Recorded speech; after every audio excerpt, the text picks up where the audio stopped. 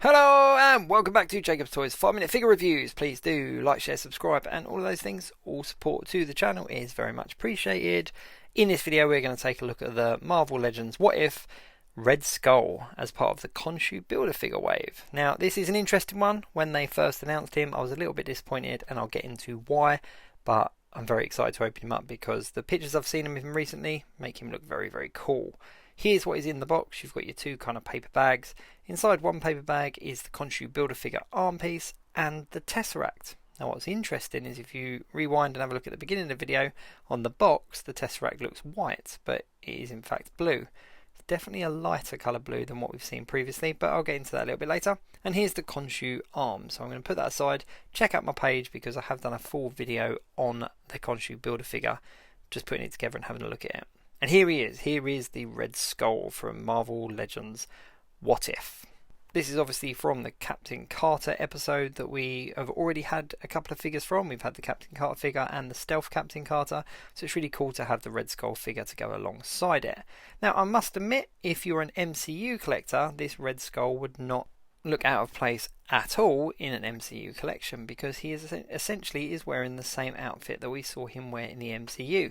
And the cool thing about the head sculpt is that he doesn't look overly cartoony or overly kind of movie-like. He's a nice kind of middle ground. So yeah, so he is essentially a what if version of Red Skull, but he would definitely fit in with a MCU collection as well, especially if you didn't get your hands on the San Diego 2018 Comic-Con exclusive Tesseract and Red Skull 2-pack, was it? Basically the only way you could get Red Skull in this long coat was via that San Diego Comic-Con 2018 Comic-Con pack.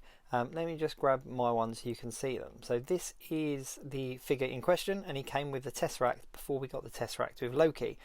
And as you can see, comparing the two, the newer version is definitely an upgrade. It definitely looks better.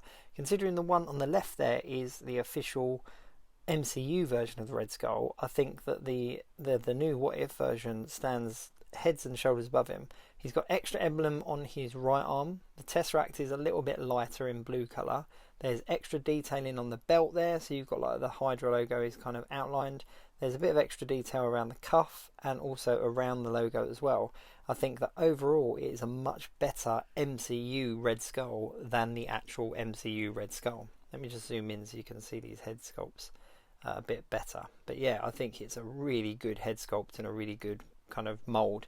Essentially it is exactly the same mould, so there aren't any differences between the actual figure.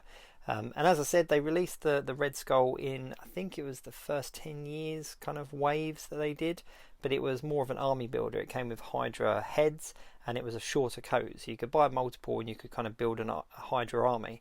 The only way to get the kind of official Red Skull with this long coat was in that San Diego Comic-Con exclusive, whereas now that's not the case anymore. And that was my issue with this being released, is that this particular body mold was a 2018 San Diego Comic-Con exclusive, whereas now it's readily available. But having a look at it in more detail, it is a definite upgrade. And even though I do own the 2018 one, as you just saw, this is a very welcomed upgrade. I'm very pleased with it. You can kind of get him into a few different poses. The way that I pose mine on the shelf is kind of his arms behind him like this, because it looks like he's kind of, you know, in charge. Just move them around a little bit. But yeah, but it's quite the articulation on it is pretty good. The articulation on the legs isn't as good because of the long coat. It obviously gets in the way in the articulation in regards to the legs moving around, but you can move the arms around quite a bit. There's, you know, it's double jointed elbow there. It isn't pinless. You do see the pins because at the end of the day it's the 2018 body mold, so they've not done anything other than update the paintwork. But this, oh, you want to move his hand around there, it looks like he's scratching his bum. But this head sculpt is really good. It's one of my favourite Red Skull head sculpts to date, I'm not going to lie. This is really good. It looks mean, it looks menacing, but at the same token it looks how Red Skull should look. So I think I might even replace my MCU Red Skull with this one. It's a much more vibrant red, as you just saw, and it's a lot more detailed. So yeah, so this is, even though I complained about it when they initially kind of announced it, you can go back and check out the video where I kind of had a moan about the fact that it was just essentially a re-release of that San Diego Comic-Con version. I'm actually all here for it. I think it's a really good update, and obviously allowing collectors that weren't around in 2018 to pick up an MCU Red Skull.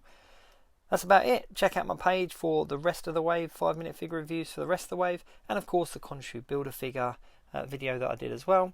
Please do like, share, subscribe, and all of those things. All support to the channel is very much appreciated. But yeah, what if Red Skull? Definite winner in my books.